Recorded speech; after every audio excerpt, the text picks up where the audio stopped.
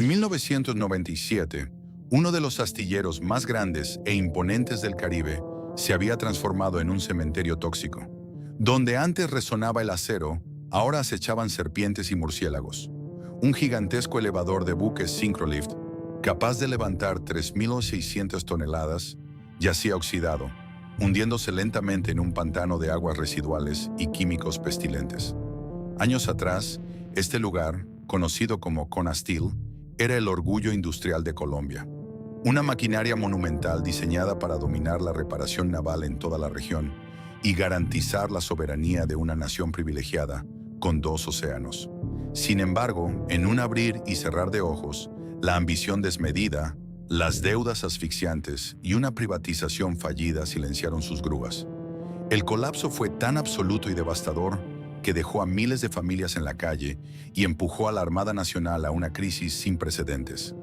El país había perdido la capacidad de reparar su propia flota militar, dejando sus costas vulnerables. ¿Cómo es posible que un imperio estratégico, respaldado por el Estado, se desmoronara hasta convertirse en una ruina biológicamente peligrosa? Y, lo más intrigante, ¿de qué manera un grupo de marinos desesperados logró limpiar este infierno tóxico para resucitarlo como Cotecmar, una corporación de ciencia y tecnología que hoy exporta buques de guerra al mundo entero? Acompáñanos a descender a las sombras de esta catástrofe industrial, a revivir la angustia de su caída y a presenciar uno de los rescates corporativos y militares más extraordinarios de la historia naval de América Latina. Colombia es una anomalía geográfica privilegiada. Es la única nación de América del Sur bendecida con costas en 2 mares, el inmenso y turbulento Océano Pacífico al oeste y el cálido y estratégico Mar Caribe al norte. Son casi 3.000 kilómetros de litoral.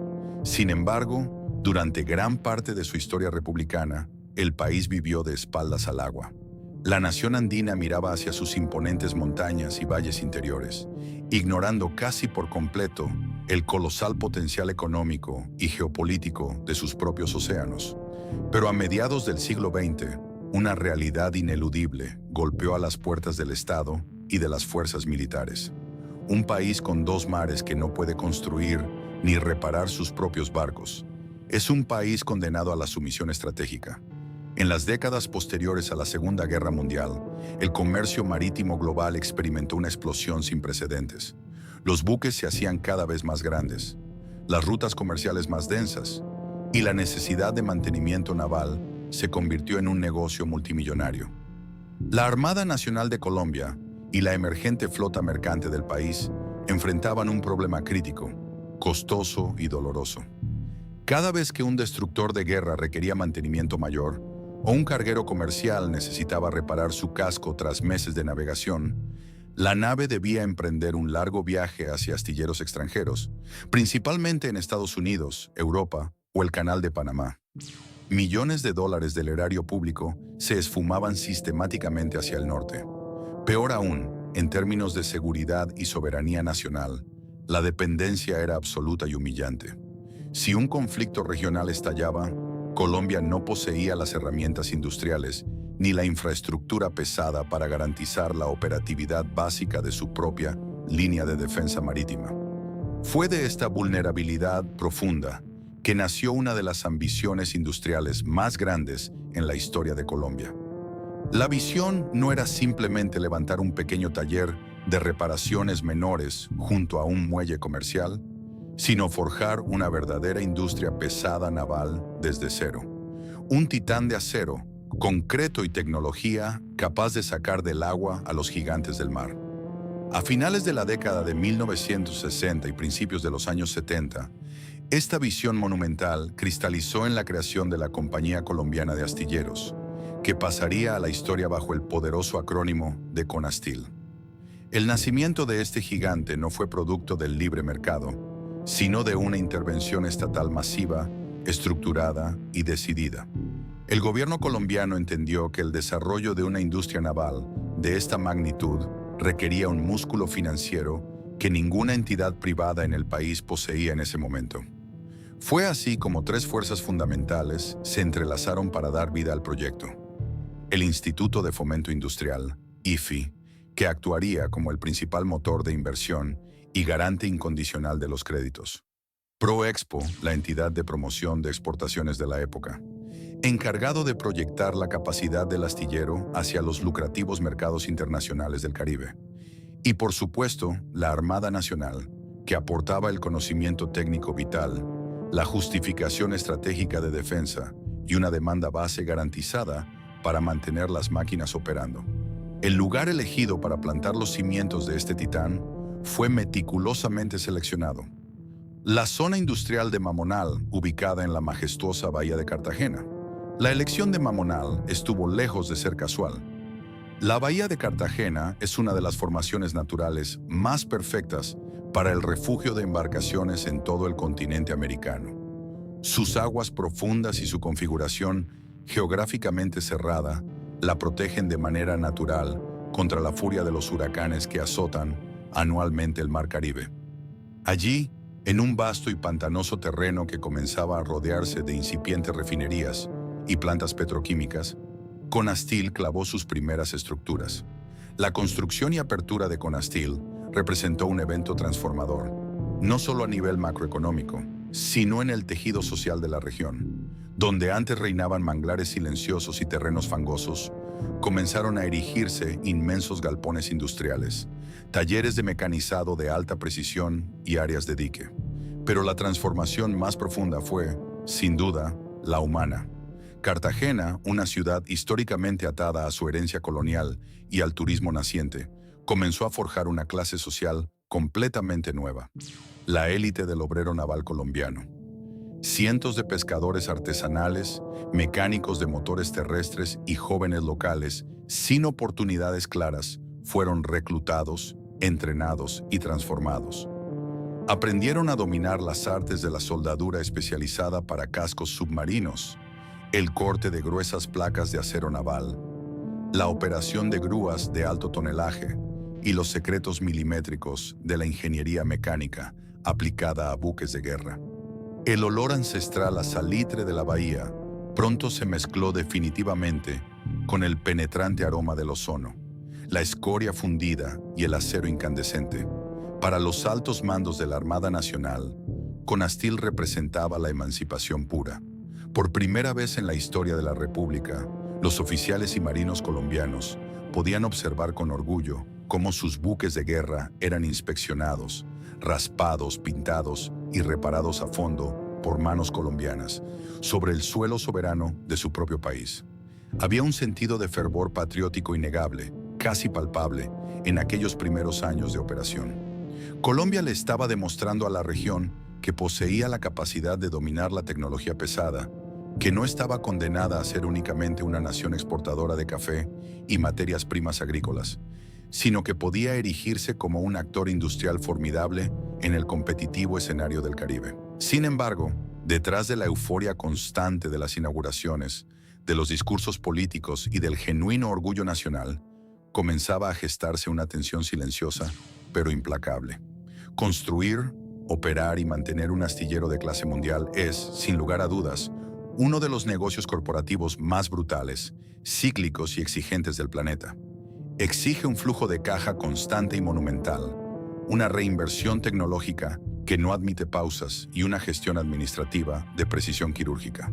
Conastil había sido concebida con el ADN y la estructura pesada de una empresa estatal, operando inevitablemente bajo lógicas burocráticas de tiempos lentos, pero nacía con la obligación de salir a competir en un mercado internacional feroz, dominado por astilleros privados altamente eficientes. La semilla de la grandeza había sido plantada exitosamente en el barro de Mamonal, regada abundantemente por los fondos del Estado y propulsada por el sueño inquebrantable de la independencia marítima. El gigante de acero apenas comenzaba a despertar, estirando sus inmensos brazos mecánicos hacia las aguas del Caribe, preparándose para la etapa más ambiciosa, brillante y deslumbrante de toda su historia. Colombia había tomado la audaz decisión de entrar a jugar en las grandes ligas de la industria naval pesada, sin saber todavía, en esos años de inocencia industrial, el inmenso y doloroso precio que aquella osadía le iba a cobrar a la nación. En la década de los 80, La zona industrial de Mamonal latía con la fuerza de un volcán en constante erupción. La bahía de Cartagena se había transformado radicalmente. Ya no era solo un puerto de tránsito para mercancías exóticas o un destino para el turismo naciente, sino el corazón palpitante de la industria pesada colombiana. En el centro de esta revolución de acero y sudor se erguía Conastil, un complejo monumental que había dejado atrás sus días de aprendizaje para convertirse en un verdadero titán industrial. La compañía ya no solo reparaba tímidamente pequeñas embarcaciones locales, ahora se preparaba para desafiar a los gigantes establecidos del hemisferio. El epicentro de esta ambición desmesurada, la joya de la corona que materializó el dominio de Conastil, tenía un nombre técnico, pero para los miles de trabajadores y marinos que lo presenciaban, era una deidad de metal, el sistema Syncrolift. Esta infraestructura no era un dique seco convencional, era una obra maestra de la ingeniería electromecánica, una plataforma móvil gigantesca diseñada para sumergirse en las profundidades de la bahía, acomodar el vientre de un navío colosal y, mediante un sistema sincronizado de potentes winches y gruesos cables de acero, elevar la embarcación completamente fuera del agua. Con una longitud imponente de 117 metros y una capacidad de levante brutal de 3.600 toneladas, el Syncrolift de Conastil no tenía rival en miles de kilómetros a la redonda. Presenciar la operación de esta máquina era un espectáculo casi cinematográfico, un ritual que paralizaba a los trabajadores de Mamonal. Cuando un buque de guerra de la Armada o un inmenso carguero comercial se posicionaba sobre la plataforma sumergida, el sonido de las sirenas cortaba el aire pesado y salino del Caribe. Luego, con un estruendo sordo y profundo que hacía vibrar el suelo de concreto bajo las botas de los ingenieros, los motores eléctricos entraban en acción. Lentamente, desafiando las leyes de la gravedad y el peso abrumador del océano, el gigantesco casco de acero emergía de las aguas, chorreando espuma y revelando crustáceos adheridos, hasta quedar suspendido en el aire, completamente expuesto para el escrutinio de los soldadores y mecánicos. Con el Syncrolift operando a plena capacidad, Conastil alcanzó la cúspide de su poderío. La infraestructura transformó a la compañía de una necesidad estatal en una potencia comercial. El objetivo trazado por el gobierno y apoyado agresivamente por entidades como Proespo ya no era un secreto. Colombia iba a dominar la industria de la reparación naval en toda la cuenca del Caribe. Y durante un tiempo deslumbrante, lo lograron. Los muelles de Mamonal comenzaron a llenarse de un bosque de mástiles y banderas extranjeras. Buques petroleros, cargueros mercantes y embarcaciones pesqueras de todo el continente hacían fila en las cálidas aguas de Cartagena, esperando su turno para entrar a los dominios de Conastil. El astillero colombiano ofrecía una combinación irresistible: instalaciones de vanguardia, mano de obra excepcionalmente calificada, entrenada bajo los rigurosos estándares de la Armada, y una ubicación geográfica inmejorable que ahorraba días de navegación a los armadores internacionales. El impacto económico fue un maremoto de prosperidad. Conastil generó miles de empleos directos e indirectos, convirtiéndose en el motor de movilidad social más formidable de la región Costa Norte. Ser un trabajador de Conastil se transformó en un título de nobleza obrera. Los mecánicos navales, los torneros de precisión y los soldadores de arco sumergido caminaban por las calles de Cartagena con el orgullo de quienes sabían que en sus manos callosas descansaba el poderío marítimo de la nación. Construyeron barrios enteros, educaron a sus hijos en las mejores universidades y dinamizaron la economía local a niveles nunca antes vistos. Conastil era el sueño industrial colombiano hecho realidad, una máquina perfecta que devoraba metal oxidado y escupía buques renovados listos para conquistar los mares.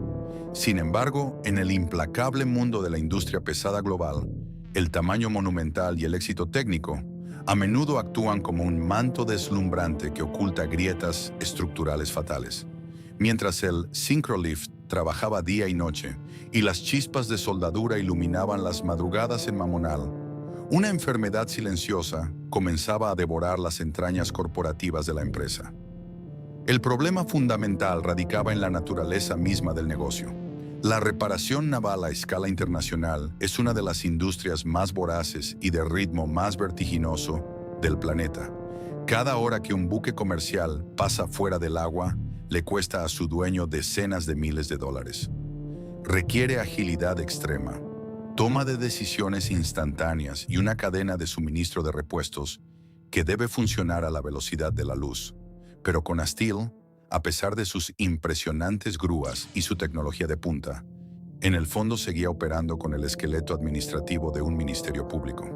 La burocracia estatal, diseñada para controlar presupuestos y cumplir con lentos procedimientos legales, era absolutamente incompatible con la ferocidad del mercado marítimo. Si el astillero necesitaba importar con urgencia una válvula especial desde Europa para terminar de reparar un barco panameño, los procesos de compra del Estado podían tardar semanas en autorizar el pago. Los barcos quedaban retenidos, las multas por retraso se acumulaban y los clientes internacionales, frustrados por la ineficiencia administrativa, comenzaban a mirar hacia otros astilleros más ágiles en Miami o el Golfo de México. La expansión había sido demasiado agresiva, demasiado rápida y sostenida artificialmente por un flujo constante de créditos estatales. Conasteel ganaba contratos por su capacidad técnica, pero perdía fortunas en su ejecución debido a una maquinaria burocrática ineficiente y a una gestión de costos cada vez más opaca.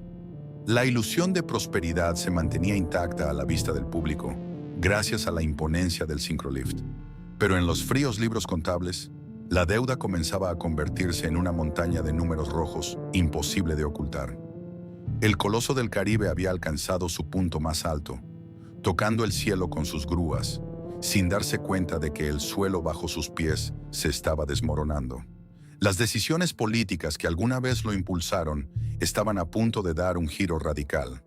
La década de los 90 se asomaba en el horizonte, trayendo consigo los vientos implacables del neoliberalismo. Y Conasteel estaba a punto de ser arrojado a la tormenta de una privatización que prometía la salvación, pero que en realidad escondería un billete directo hacia el infierno. A medida que la década de 1980 llegaba a su fin, la imponente fachada de Conasteel ocultaba una estructura financiera carcomida hasta los cimientos. El mundo entero estaba cambiando de rumbo. La caída del muro de Berlín y el fin de la Guerra Fría trajeron consigo una poderosa ola de reformas neoliberales que barrieron con fuerza toda América Latina. En Colombia, el gobierno central en Bogotá comenzó a mirar con profundo recelo a las gigantescas empresas de participación estatal, que aunque se consideraban estratégicas para la soberanía, devoraban los presupuestos nacionales a un ritmo alarmante. Conasteel, a pesar de sus deslumbrantes cifras de producción pasadas y su indiscutible dominio técnico en la cuenca del Caribe, se había transformado en un agujero negro financiero imposible de sostener. La raíz del problema no residía en los diques secos ni en la habilidad de los obreros, sino en las frías oficinas administrativas. La pesada maquinaria burocrática del Estado, incapaz de operar a la velocidad vertiginosa que exigía el mercado naviero internacional, había acumulado retrasos fatales, penalizaciones por incumplimiento de contratos y deudas monumentales. El Instituto de Fomento Industrial, IFI, que durante años había actuado como el salvavidas incondicional del astillero, inyectando millones de pesos para cubrir los déficits operativos, llegó a su límite. Ya no había más dinero público para subsidiar la ineficiencia. La conclusión en los pasillos del poder fue fría, matemática y pragmática. El Estado colombiano era un pésimo administrador de negocios industriales de alta competencia. La única salida lógica, según los tecnócratas de la época, para salvar la joya de la bahía de Cartagena, era sacarla del control público y entregarla a la voracidad y supuesta eficiencia de la empresa privada. En el año 1990 se ejecutó una decisión monumental que cambiaría para siempre el destino industrial de Mamonal. El gobierno colombiano acordó la venta de un paquete mayoritario, cediendo el 80% de las acciones de Conasteel. El comprador que asumió el enorme riesgo fue el poderoso consorcio privado Schrader Camargo, un conglomerado nacional con profunda y probada experiencia en el sector de la ingeniería pesada, pero que estaba a punto de enfrentarse a un monstruo empresarial de proporciones letales y desconocidas. La noticia de la privatización cayó como un rayo sobre Cartagena y fue recibida con una volátil mezcla de esperanza corporativa y terror laboral. Para los economistas, los bancos y los políticos, este era el rescate perfecto, un manual de texto sobre cómo modernizar la economía. Se esperaba fervientemente que la nueva gestión privada inyectara capital fresco de manera inmediata, cortara de raíz la maraña burocrática, optimizara los tiempos de reparación en los diques y devolviera a Conastil a la rentabilidad absoluta en cuestión de meses. Pero para los miles de soldadores, torneros y mecánicos que cruzaban diariamente las puertas del astillero, la llegada de los nuevos dueños representaba una amenaza existencial inminente. Acostumbrados a la estabilidad inflexible y a veces a la ineficiencia protectora del empleo estatal amparado por fuertes sindicatos, los obreros navales sabían por pura intuición histórica que la promesa de la eficiencia privada casi siempre se traducía en recortes drásticos de beneficios, exigencias de producción inhumanas y, en el peor de los casos, despidos masivos. La tensión flotaba en el aire salado, densa como la niebla matutina sobre la bahía. La luna de miel entre el Estado colombiano y los nuevos administradores privados duró poco más que un suspiro. Al asumir el control total de las operaciones diarias, los ejecutivos de Schroeder Camargo abrieron los libros contables reales y se encontraron de frente con un abismo aterrador, mucho más oscuro y profundo que las aguas bajo el Syncrolift. La realidad financiera de Conastil era infinitamente peor de lo que los informes gubernamentales de transición habían admitido en las mesas de negociación. El problema crítico no era solamente el peso aplastante de las deudas acumuladas del pasado. El astillero padecía de una asfixia silenciosa y letal en el presente, la ausencia absoluta de capital de trabajo. El negocio de la reparación naval es un monstruo devorador de efectivo. Para intervenir un solo buque comercial, un astillero necesita comprar toneladas de acero naval, miles de galones de pintura marina especializada, repuestos electromecánicos importados y asegurar el pago de nóminas masivas de alta especialización mucho antes de poder cobrar la factura final al armador del barco. Sin liquidez inmediata, las grúas simplemente se paralizan, y la nueva administración privada, que había gastado sus recursos en la adquisición, se encontró atrapada en un callejón sin salida. En lugar de inyectar el enorme capital que la bestia de Mamonal requería urgentemente para seguir respirando y operando, los nuevos dueños se vieron inmersos en una lucha diaria y desesperada por renegociar las gigantescas deudas previas con un ejército de bancos implacables y con el mismo Estado. El dinero que entraba por los pocos contratos activos desaparecía instantáneamente en el pago de intereses, dejando a las bodegas de suministros completamente vacías. El círculo vicioso de la decadencia se aceleró de manera implacable. Para ahorrar dinero a toda costa, la gerencia tomó la decisión fatal de recortar los presupuestos de mantenimiento preventivo de la propia infraestructura del astillero. El orgulloso y colosal Syncrolift, la misma máquina perfecta que había dominado el Caribe una década atrás, comenzó a mostrar peligrosos signos de fatiga mecánica. Los cables de acero se desgastaban sin ser reemplazados. Los motores eléctricos sufrían paradas técnicas inesperadas y la corrosión avanzaba sin piedad. Un astillero que no puede garantizar las fechas de entrega con precisión de relojero es un astillero muerto en el competitivo mercado internacional.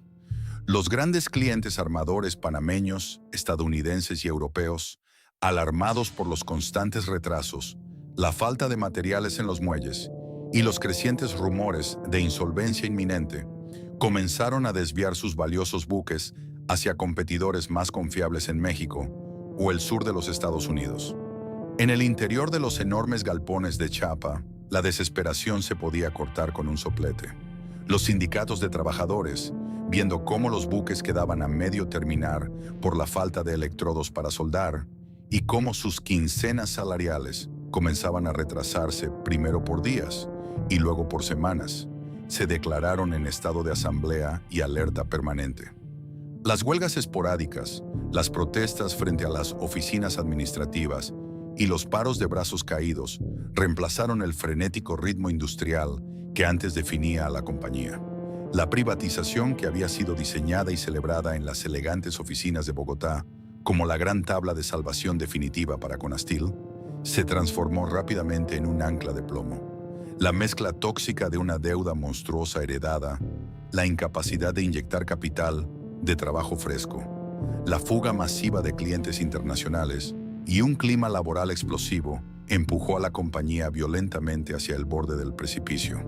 El gigante de acero de Mamonal ya no estaba simplemente sangrando dinero, estaba dando sus últimos, caóticos y agónicos respiros antes de un colapso total que sacudiría los cimientos industriales de toda Colombia. El calendario marcaba el mes de abril de 1994, un mes que quedaría grabado a fuego y óxido en la memoria industrial de la costa caribeña colombiana. Durante semanas, un espeso y antinatural silencio había comenzado a reemplazar el ensordecedor bullicio de las sierras de corte, los sopletes de acetileno y los martillos neumáticos en la zona de Mamonal. La agonía financiera que se había gestado como un cáncer silencioso durante los caóticos años de la privatización, finalmente alcanzó su masa crítica. La junta directiva, asfixiada por la falta absoluta de liquidez y sin ninguna otra maniobra legal, política o financiera a su disposición, convocó a una reunión de emergencia a puerta cerrada en sus oficinas. Esa junta sellaría definitivamente el destino del titán naval. La conclusión fue fría e irrevocable. Conastil ya no podía pagar sus deudas, no podía comprar la materia prima básica para reparar los barcos, y lo más crítico y humano, no tenía un solo peso para pagar los salarios atrasados de su gente. Oficialmente, la compañía solicitaba la declaratoria de quiebra. El abismo contable que se reveló ante los jueces civiles y los síndicos liquidadores encargados del caso era simplemente sobrecogedor. No se trataba de un bache temporal de liquidez superable mediante un préstamo puente, sino de una hemorragia financiera masiva, sistémica y terminal. La lista de acreedores parecía un directorio de las instituciones económicas más poderosas de la nación, todas atrapadas en el monumental colapso del astillero. A la cabeza de esta siniestra e interminable fila se encontraba su antiguo salvador y socio fundador estatal, el Instituto de Fomento Industrial, IFI, al cual Conastil le adeudaba la asombrosa y paralizante cifra de 1.395 millones de pesos de la época.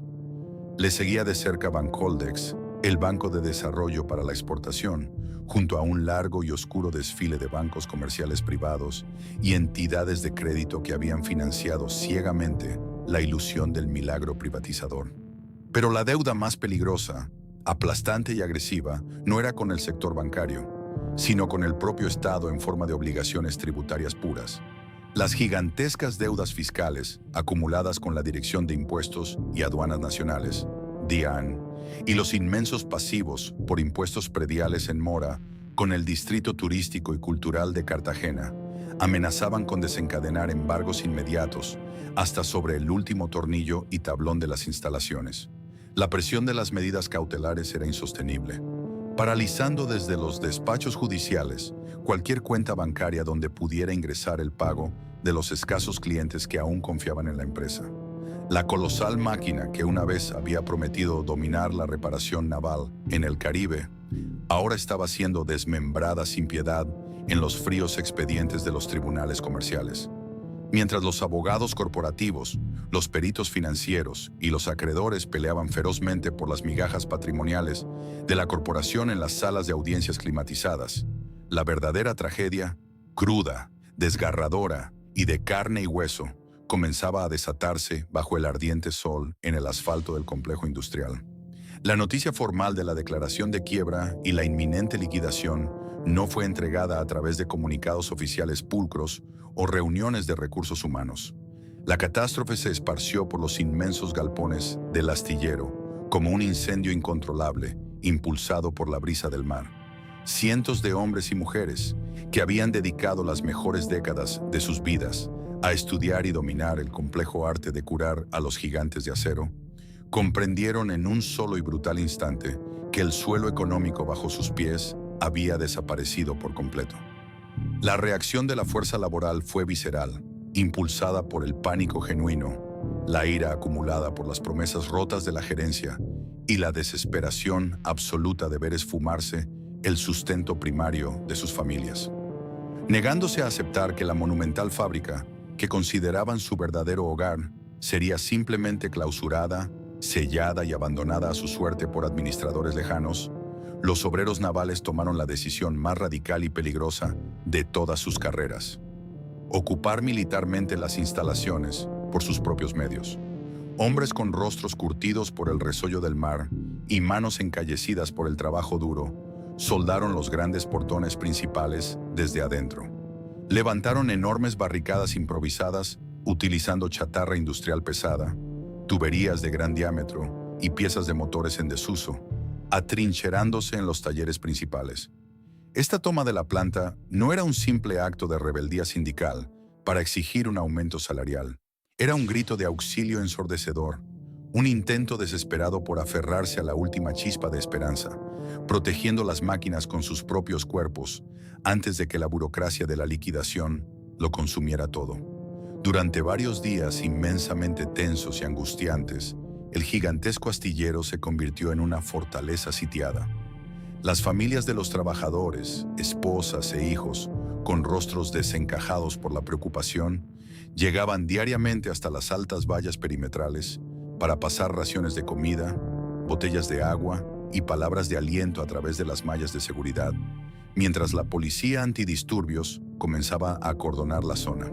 Sin embargo, la heroica resistencia obrera, por más valiente, noble y desgarradora que fuera, no tenía ninguna posibilidad de detener el implacable mecanismo legal de la bancarrota. La empresa estaba oficialmente muerta en los papeles del Estado, y el Ministerio de Trabajo, presionado por los jueces de la quiebra que exigían el despeje de los activos para pagar a los acreedores, emitió las temidas resoluciones ejecutoriadas que autorizaban formalmente el despido colectivo y definitivo de absolutamente toda la plantilla de personal. El día de la evacuación final, el ambiente en el inmenso patio de Mamonal era de una pesadez fúnebre.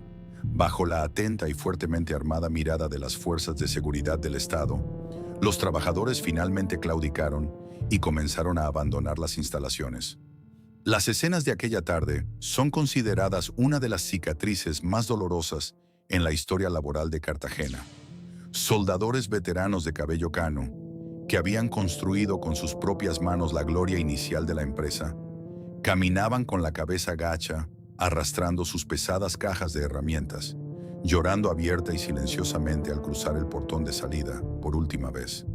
Sabían perfectamente que fuera de esos altos muros, en una ciudad cuya economía dependía cada vez más del turismo y menos de la industria, sus habilidades hiperespecializadas en metalmecánica naval de poco o nada servirían. Cientos de familias enteras cayeron en el abismo de la incertidumbre económica en cuestión de horas. Y allí, en el corazón solitario de la bahía, el gigantesco elevador Syncrolift, la prodigiosa máquina de 3.600 toneladas de capacidad que alguna vez fue considerada el dios indiscutible de las aguas del Caribe, recibió su última y letal orden desde los cuartos de control. Los enormes interruptores principales de alta tensión fueron desconectados manualmente. Los inmensos motores eléctricos emitieron un último zumbido agónico, una vibración metálica que recorrió los pesados rieles, y se silenciaron para siempre. La poderosa sirena de la fábrica, que durante décadas había anunciado orgullosamente los cambios de turno y los majestuosos levantamientos de enormes buques, dio un último aullido prolongado, lúgubre y melancólico. Ese sonido final resonó cruzando la superficie del agua por toda la bahía antes de apagarse, marcando no solo el trágico fin de una jornada laboral, sino la muerte oficial de una era industrial irrepetible. La bestia colosal había dejado de respirar. El silencio que descendió sobre las 12 hectáreas del complejo de Conastil tras la evacuación definitiva fue absoluto, pesado y antinatural. Para una ciudad acostumbrada al latido metálico constante de Mamonal, la ausencia repentina de ruido proveniente del astillero era como escuchar el cese de los latidos de un corazón gigantesco. Con las puertas soldadas, la declaratoria de quiebra ejecutoriada y los trabajadores dispersos por las calles de Cartagena en busca de un sustento cada vez más esquivo, la otrora orgullosa joya de la corona naval de Colombia quedó a merced de su destino más cruel. Había comenzado la era de las sombras, un período de 3 años, entre 1994 y 1997, donde la desolación se apoderó de cada centímetro de concreto y acero. Sin fondos en las cuentas congeladas por los juzgados para pagar siquiera un servicio de vigilancia básica, las instalaciones quedaron completamente desprotegidas. La oscuridad de la noche caribeña trajo consigo a los primeros buitres del desastre industrial. El saqueo no fue un evento aislado, sino un desmantelamiento sistemático, implacable y doloroso. Grupos de saqueadores, aprovechando la ausencia total de autoridad, penetraron los perímetros de seguridad con cizallas y sopletes portátiles. Lo primero en desaparecer fue todo aquello que tuviera un valor inmediato de reventa en el mercado negro. Kilómetros de gruesos cables de cobre de alta tensión fueron arrancados de sus conductos subterráneos, dejando las instalaciones eléctricas como venas vaciadas. Las herramientas manuales de precisión, los equipos de soldadura portátiles y las piezas de bronce de los talleres de mecanizado se esfumaron en la niebla nocturna. Las oficinas administrativas, donde años atrás se firmaban contratos millonarios con navieras internacionales y se trazaban los planes para dominar el Caribe, fueron vandalizadas con una furia irracional. Los archivadores de metal fueron forzados y volcados, esparciendo miles de planos de ingeniería naval, registros financieros y hojas de vida de los trabajadores por el suelo cubierto de vidrios rotos. Con el paso de los meses, el viento salino de la bahía se encargó de dispersar esos documentos, haciendo volar los últimos vestigios de la memoria corporativa de la empresa a través de los patios vacíos. Conastil ya no era una fábrica, era un cadáver metálico expuesto, siendo devorado lentamente por el olvido humano y la rapiña. Pero el enemigo más devastador del astillero, abandonado, no caminaba sobre dos piernas. En el implacable clima tropical de Cartagena, donde la combinación de calor sofocante, humedad extrema y salinidad atmosférica actúa como un ácido invisible, el deterioro físico de las estructuras avanzó a una velocidad aterradora. La naturaleza, que durante décadas había sido contenida a raya por el cemento y la actividad humana, reclamó su territorio con una ferocidad salvaje.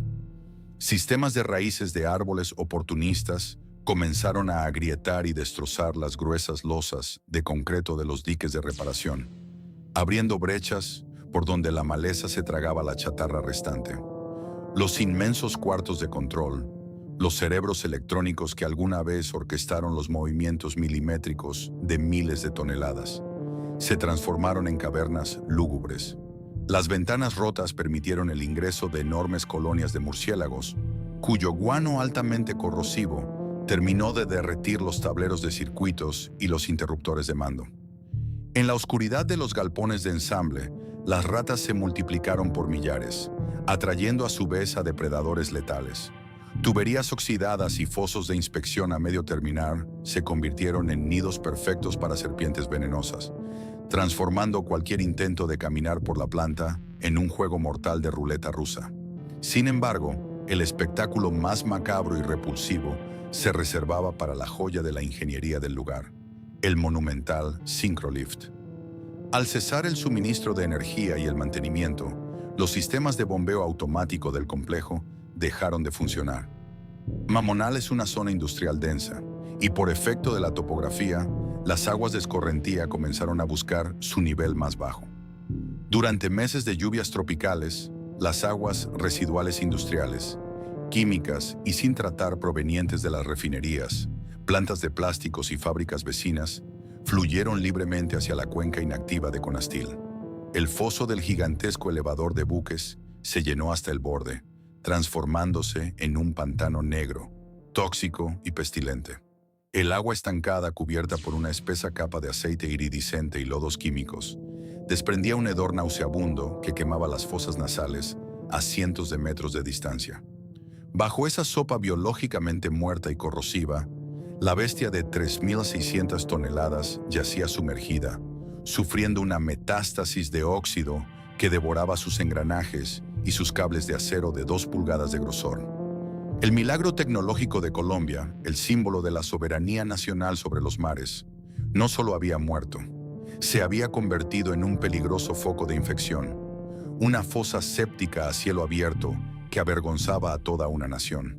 Mientras las instalaciones de Mamonal se pudrían bajo el sol implacable del Caribe y el otrora glorioso Syncrolift se sumergía en una sopa química, una onda expansiva mucho más silenciosa, pero infinitamente más letal, comenzaba a golpear los cimientos mismos de la seguridad nacional colombiana.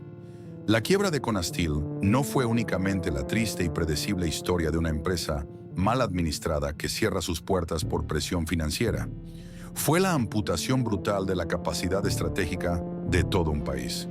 Colombia, la única nación sudamericana coronada por las vastas aguas del Océano Pacífico al oeste y el Mar Caribe al norte, se encontró de la noche a la mañana completamente huérfana de infraestructura naval pesada. Había perdido, en el sentido más literal y aterrador de la palabra, el control industrial sobre sus propios mares. La Armada de la República de Colombia, ARC, fue la víctima institucional, directa y más grave de este colapso corporativo. Para entender la magnitud de esta tragedia, es vital comprender la naturaleza biológica y mecánica de un buque de guerra. Una fragata o un submarino militar, sin importar cuán avanzado, blindado o letal sea su sistema de armamento, es una máquina extremadamente frágil frente a las fuerzas implacables del océano. Requiere un mantenimiento exhaustivo, constante y altamente especializado para sobrevivir. Los cascos de acero sufren el embate diario de la salinidad extrema. Las algas, incrustaciones y crustáceos se adhieren sin piedad, restando velocidad y maniobrabilidad. Y los complejos sistemas de propulsión necesitan revisiones profundas que solo pueden ejecutarse con la nave completamente expuesta, en seco, fuera del agua. Durante décadas, Conastil había operado como el quirófano principal y el santuario inviolable de la flota militar colombiana. Ahora su sala de cirugías más importante era un charco de veneno, y las puertas de emergencia estaban herméticamente soldadas. La crisis operativa que se desató en los cuarteles generales de la Armada en Bogotá no tuvo precedentes en la historia republicana reciente. Sin un astillero nacional con la capacidad técnica y el tonelaje suficiente para levantar sus grandes unidades de superficie y submarinas, los altos mandos navales se vieron arrinconados. Fueron forzados a tomar decisiones logísticas humillantes y económicamente ruinosas para el Estado. Cada vez que un navío estratégico requería un mantenimiento de rutina o enfrentaba reparaciones urgentes tras una patrulla, debía emprender travesías de cientos o miles de millas náuticas hacia diques extranjeros. Los orgullosos buques colombianos, que alguna vez dominaron la región, comenzaron a mendigar espacios en las agendas comerciales de los astilleros de Panamá, Estados Unidos e incluso en países vecinos del continente. Tuvieron que someterse a largas listas de espera y pagar tarifas exorbitantes tasadas en dólares estadounidenses.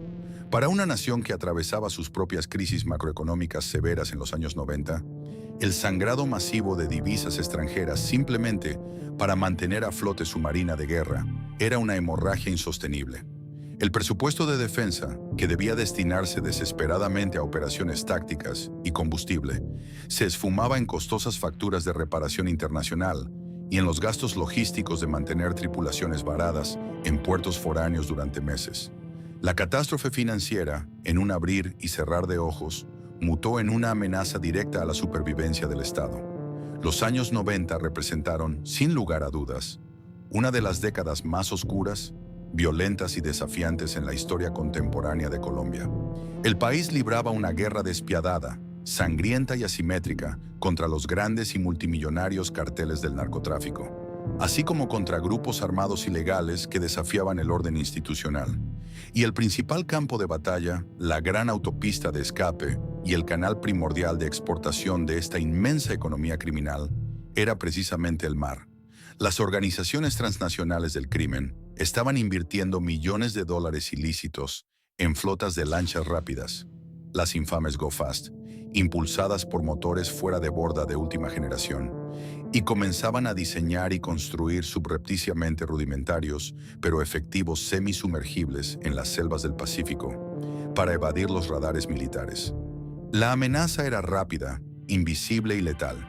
Sin embargo, en el momento más crítico y decisivo de este conflicto, justo cuando la República necesitaba desplegar de manera implacable todo el poderío, la velocidad y la presencia disuasiva de su flota militar en ambas costas para frenar el flujo masivo de narcóticos y armas, la Armada Nacional se encontraba maniatada y paralizada en sus bases. La asfixia en el mantenimiento preventivo y correctivo había dejado a varias unidades estratégicas de superficie operando a una mínima fracción de su capacidad real. Peor aún, algunos buques tuvieron que permanecer anclados indefinidamente en los muelles de la base naval ARC Bolívar, por el temor a sufrir fallas catastróficas e irreparables en alta mar. Las fronteras marítimas de Colombia se volvieron porosas, altamente vulnerables y extremadamente peligrosas. La ironía de la situación era tan cruel como insoportable para quienes vestían el uniforme blanco. Mientras el Estado sacrificaba valiosas vidas humanas, combatiendo el crimen organizado en las selvas y montañas, su maquinaria principal de defensa naval se oxidaba trágicamente, prisionera de un pantano de burocracia, litigios judiciales y deudas impagables. Esta etapa de oscuridad y vulnerabilidad extrema dejó una lección dolorosa, una cicatriz conceptual que quedaría grabada con fuego en la mentalidad de los estrategas militares, almirantes y políticos de la época. Comprendieron, de la manera más amarga y costosa posible, que la soberanía de una nación no se decreta mágicamente en las líneas de una constitución política, ni se defiende de manera exclusiva mediante enardecidos discursos diplomáticos en foros internacionales. La verdadera soberanía, la capacidad inquebrantable y real de ejercer autoridad legítima sobre el territorio y proteger sus recursos, está profunda e intrínsecamente ligada a la independencia industrial. Depender ciegamente de las capacidades de terceros países para mantener activa la línea principal de defensa de la patria era equivalente a entregarles, voluntariamente, las llaves de la seguridad nacional. La agonía de ver sus costas expuestas y sus buques inmovilizados generó en la Armada un sentimiento de frustración asfixiante. Pero de esas mismas cenizas de impotencia se encendió una chispa de desesperación que, en muy poco tiempo, se transformaría en una férrea determinación. En los fríos pasillos del Ministerio de Defensa y en los comandos estratégicos, una idea radical, impensable y sumamente arriesgada comenzó a tomar forma.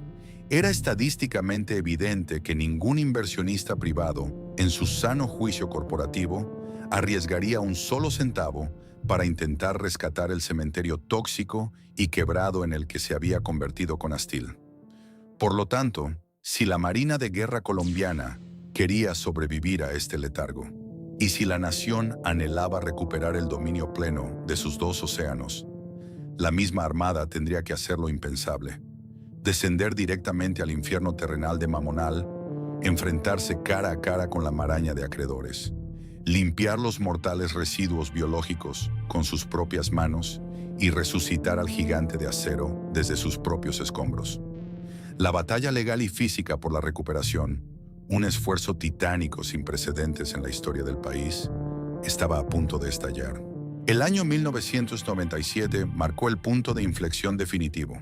Tras 3 años de parálisis absoluta, de ver cómo sus buques insignias se deterioraban o debían mendigar diques en el extranjero, la Armada Nacional de Colombia decidió que la sumisión pasiva ante la tragedia de Conastil había terminado.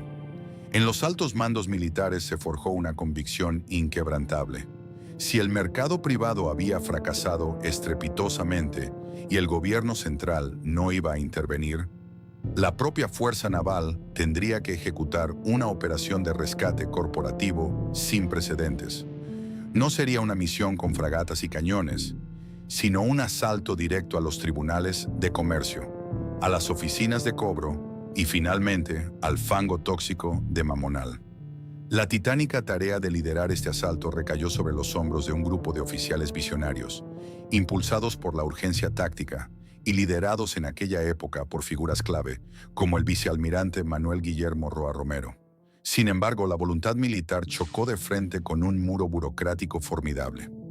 Rescatar el astillero no era simplemente abrir las puertas y encender los motores. Significaba sumergirse en las trincheras de un proceso de liquidación judicial caótico, feroz e implacable.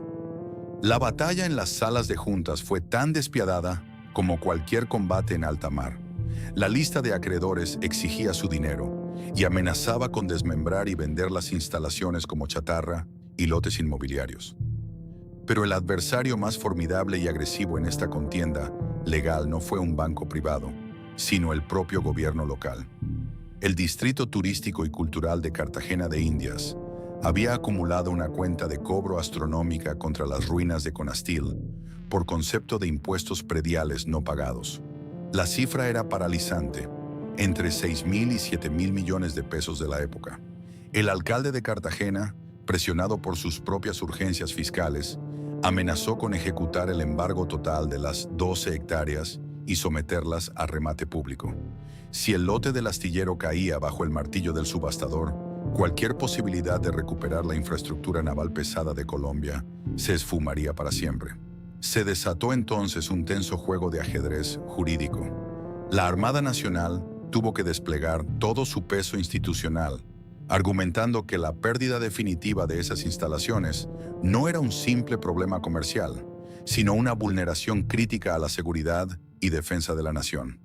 Tras meses de negociaciones extenuantes, acuerdos de pago estructurados, con precisión quirúrgica y una compleja ingeniería financiera amparada por el Ministerio de Defensa, se logró lo imposible: frenar el remate y adquirir los activos remanentes de la difunta Conastil para transferirlos a una nueva entidad corporativa de naturaleza pública. Habían ganado la guerra en el papel. El Estado, a través de sus fuerzas militares, volvía a ser el dueño legal del astillero. Pero cuando los oficiales y suboficiales de la Armada rompieron finalmente los candados oxidados y cruzaron los portones de Mamonal con los títulos de propiedad en la mano, la victoria legal se sintió amarga. Lo que encontraron no fue una fábrica lista para operar, sino una zona de desastre biológico y estructural que desafiaba toda descripción. Comenzó entonces la segunda fase del rescate, un esfuerzo físico brutal que los veteranos de la época recuerdan como el verdadero impuesto de sangre y sudor. La Armada no disponía de presupuestos multimillonarios para contratar firmas especializadas en mitigación de riesgos biológicos o limpieza de materiales peligrosos, hazmat. Fueron los propios marinos, cadetes, suboficiales técnicos y oficiales quienes tuvieron que arremangarse los uniformes y enfrentar el infierno de frente. Cambiaron los fusiles y los instrumentos de navegación por machetes, palas, mangueras de alta presión y trajes impermeables. Tuvieron que abrirse paso a través de la espesa jungla que había devorado los patios de maniobras. Patrullas enteras se dedicaron a cazar y erradicar las serpientes venenosas que habían anidado en los cuartos de herramientas y a limpiar las toneladas de guano corrosivo de murciélago que cubrían los tableros eléctricos. El aire era pesado, sofocante y peligroso, pero los marinos trabajaban de sol a sol, impulsados por un fervor casi religioso de recuperar su santuario. El desafío supremo, el monstruo final de esta cruzada, fue el foso del Syncrolift. La gigantesca estructura de 3.600 toneladas seguía sumergida bajo miles de metros cúbicos de agua estancada, lodos químicos y desechos industriales pestilentes. Durante semanas ininterrumpidas, utilizando bombas de achique de la propia marina, se procedió a drenar el pantano tóxico. A medida que el nivel del agua pútrida descendía, el lodo revelaba capas de basura, animales muertos y chatarra oxidada. Los buzos tácticos de la Armada tuvieron que sumergirse en esas aguas oscuras y contaminadas para inspeccionar a ciegas el estado de los cables de acero y las poleas primarias, arriesgando su propia salud en cada inmersión. Cuando el último litro de fango fue finalmente removido y la colosal plataforma emergió a la luz del sol caribeño, por primera vez en 3 años, hubo un silencio reverencial entre los exhaustos marinos. La bestia de acero estaba gravemente herida, cubierta de gruesas costras de óxido y corrosión marina, pero milagrosamente, sus huesos estructurales, la integridad de sus vigas maestras, seguían intactos. El impuesto de sangre, el sacrificio físico y la agónica batalla judicial habían valido la pena. Aquel grupo de marinos desesperados había logrado arrebatarle el astillero a las fauces de la muerte comercial y a las garras de la naturaleza. Entre el sudor, el óxido limpiado y los documentos legales recién firmados, el terreno estaba finalmente despejado. El cementerio había sido exorcizado. Era el momento de encender una nueva chispa, de dejar atrás el fantasma de Conastil y dar a luz a una nueva entidad que cambiaría para siempre la historia industrial de Colombia. El amanecer del nuevo milenio trajo consigo vientos de profunda transformación a la bahía de Cartagena. En el año 2000, sobre el mismo terreno que apenas 3 años antes era un humedal tóxico y un cementerio de chatarra, se firmó el acta de nacimiento de una entidad que reescribiría por completo las reglas del juego industrial en Colombia. No se trataba simplemente de revivir a la antigua Conastil bajo un nuevo nombre comercial para intentar, una vez más, competir a ciegas en el voraz mercado de la reparación naval. La lección aprendida del desastre de los años 90 había sido demasiado brutal, demasiado costosa en términos económicos y de seguridad nacional, como para tropezar 2 veces con la misma piedra.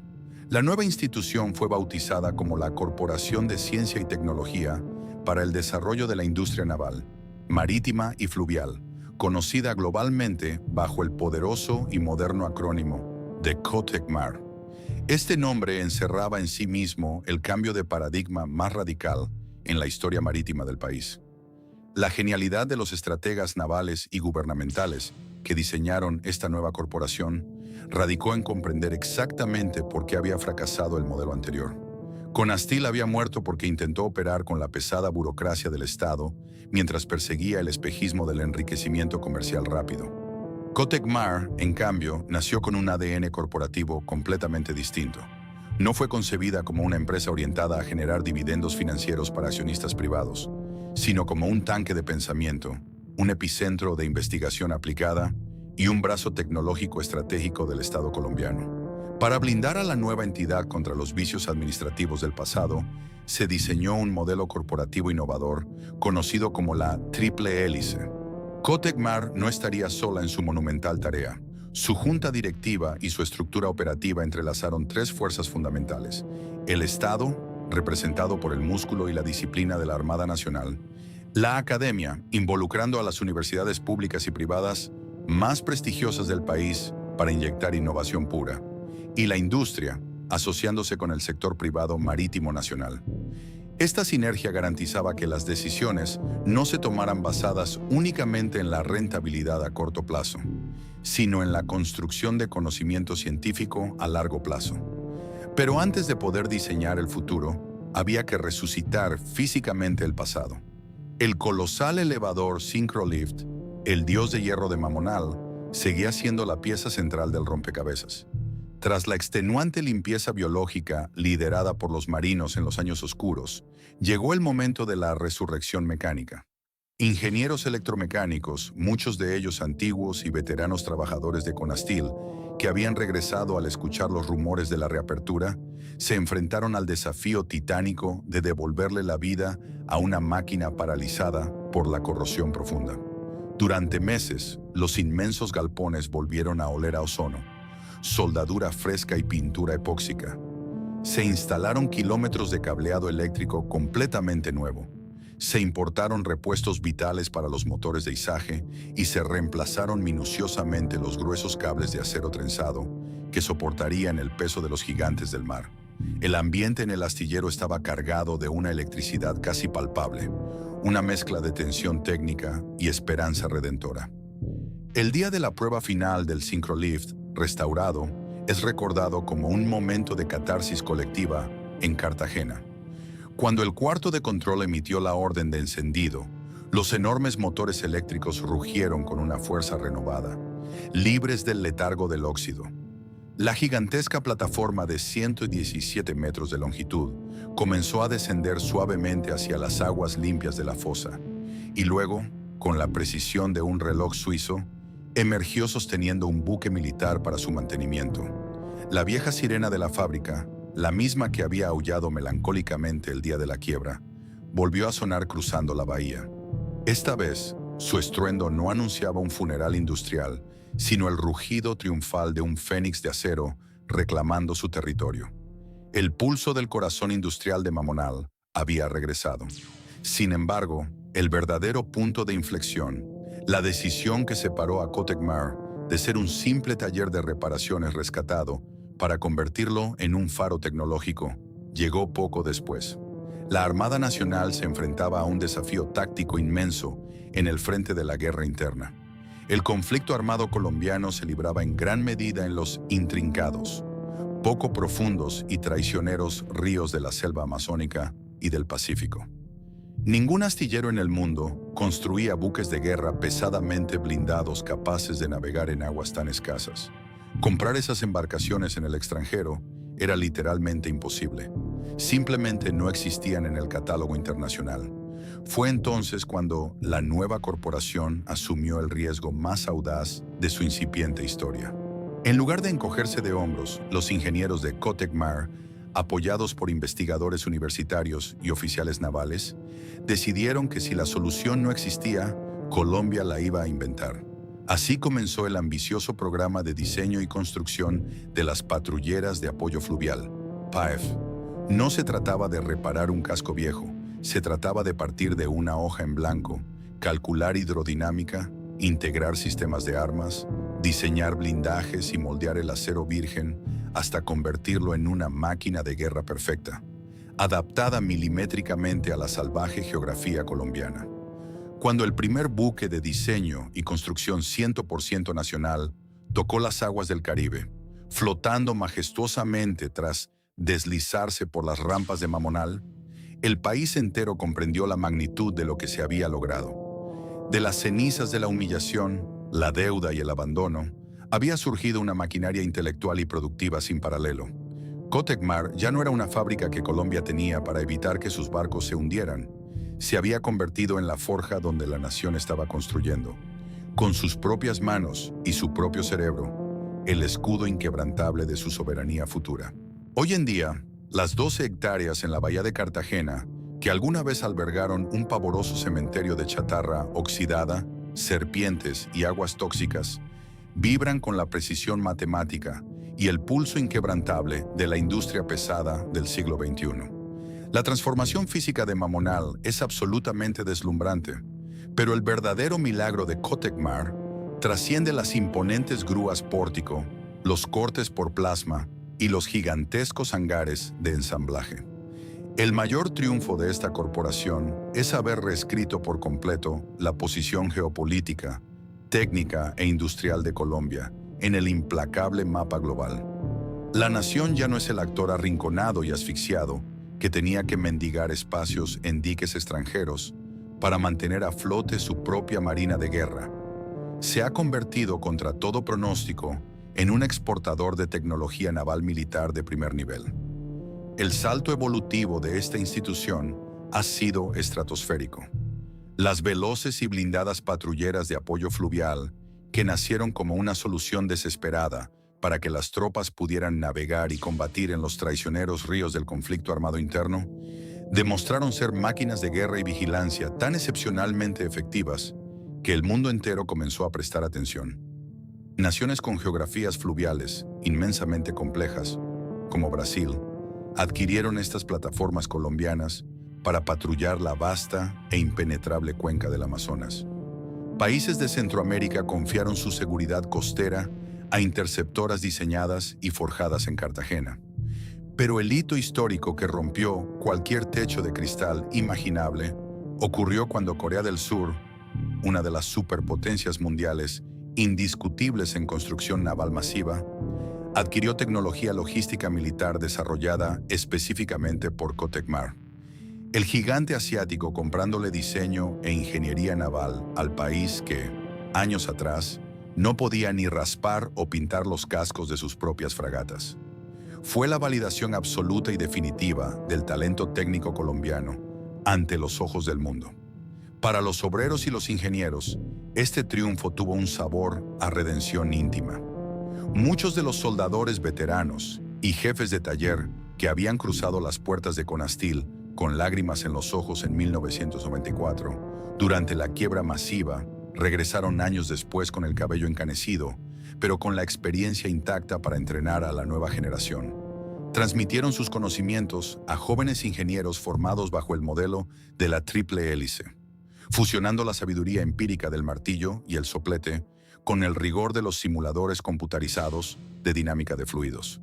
Sin embargo, el legado más profundo e imperecedero de esta dramática historia no se mide en toneladas de acero exportadas, ni en contratos millonarios, ni en la modernidad de las instalaciones. El verdadero patrimonio que dejó la dolorosa travesía desde la agonía comercial de Conasteel hasta la gloria presente de Kotekmar es una lección magistral, escrita con sangre, humillación y sudor, sobre la verdadera y cruda naturaleza de la soberanía nacional.